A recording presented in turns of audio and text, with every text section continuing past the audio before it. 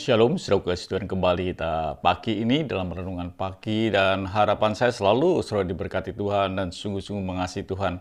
Saudara yang kasih Tuhan, ini bagian yang terakhir tentang kita membahas tentang mahkota kehidupan. Saya harap dalam seminggu yang kita lalui atau beberapa hari yang telah kita lalui dalam renungan pagi ini betul bisa memberkati saudara, walaupun penjelasannya mungkin kurang terpahami, tapi saya harap minimal sudah mendapatkan sesuatu pengertian walaupun sedikit. Di bagian yang terakhir ini kita akan melihat, saudaraku, yaitu bagaimana sih supaya kita rangkuman ini kita bisa memperoleh mahkota kehidupan di dalam perjalanan hidup kami atau hidup saudara pada saat ini. Baiklah, kita akan membaca ulang di dalam Yakobus 1 ayat yang ke-12 dikatakan, "Berbahagialah orang yang bertahan dalam pencobaan, sebab apabila ia sudah tahan uji, ia akan menerima mahkota kehidupan yang dijanjikan Allah kepada barang siapa yang mengasihi Dia." Di ayat ini jelas bahwa sesuatu yang dijanjikan Allah kita adalah Allah yang setia dan menepati akan janjinya. Tapi dalam kehidupan kita, di pihak kita, mesti kita mengasihi Dia. Mengasihi Dia bukan di awal, bukan di tengah-tengah, tetapi sampai akhir. Itu yang harus terjadi di dalam kehidupan saudara dan saya. Dan supaya kita memperoleh mahkota kehidupan. Lalu dalam perjalanan kita ini, supaya bisa bertahan sampai akhir, apa yang kita perlu perbuat, saudara kasih Tuhan? Yang harus terjadi dalam kehidupan kita, yaitu kita mempertimbangkan atau menggambarkan atau menikmati semua kejadian pencobaan itu dengan hati yang bergembira, dengan situasi yang berbahagia dalam hidup kita. Dikatakan seperti itu. Karena Yakobus 1 ayat 2 dan 3 dikatakan, "Saudara-saudaraku, anggaplah sebagai suatu kebahagiaan apabila kamu jatuh ke dalam berbagai-bagai pencobaan. Sebab kamu tahu bahwa ujian terhadap imanmu itu menghasilkan ketekunan."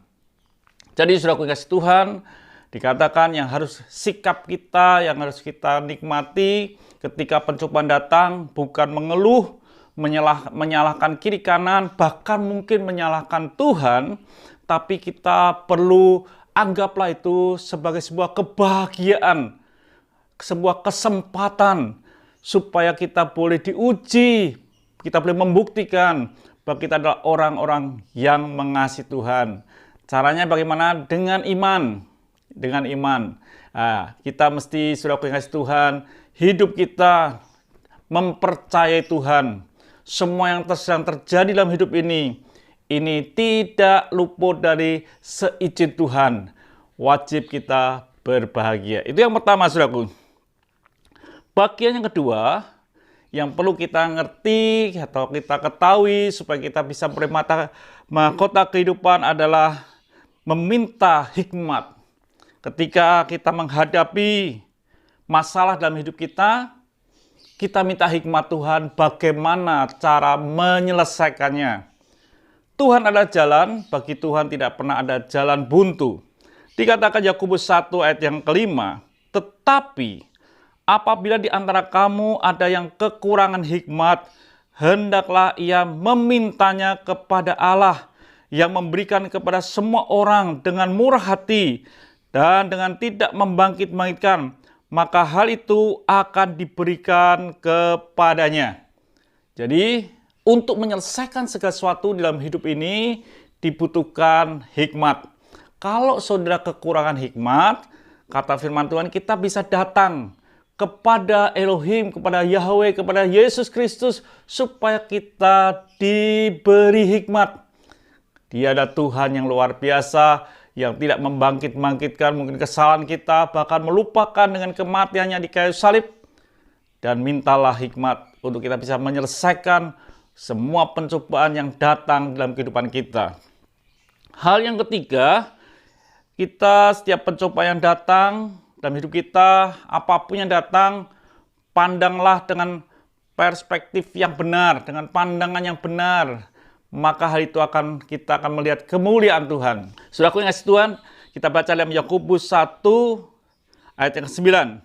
"Baiklah saudara, yang berada dalam keadaan yang rendah bermegah karena kedudukannya yang tinggi, dan orang yang kaya karena kedudukannya yang rendah, sebab ia akan lenyap seperti bunga rumput. Bahwa semua yang ada dalam hidup kita, bukan kita menjadi sombong, tapi kita boleh memandang dengan benar bahwa semuanya akan sirna. Jadi semua kita bisa memandang secara pandangan yang benar. Hal itu akan membuat kita boleh bertahan sampai akhir dan menikmati mahkota kehidupan. Puji Tuhan, saudaraku ya, Tuhan, itu yang bisa saya sampaikan. Saya harap saudara bisa menyelidiki ulang dan saudara akan mendapatkan sesuatu yang lebih baik dan lebih dalam lagi. Tuhan memberkati, sampai jumpa esok pagi dengan tema yang lain. Mari kita berdoa. Kami bersyukur, biarlah hidup kami boleh hidup yang baik dan menikmati anugerah Tuhan. Khususnya di hari akhir, kami boleh berkata menikmati mahkota kehidupan. Terima kasih Bapa, dalam nama Tuhan Yesus Kristus kami sudah berdoa dan mengucap syukur. Haleluya. Amin. Tuhan memberkati, sampai jumpa esok pagi.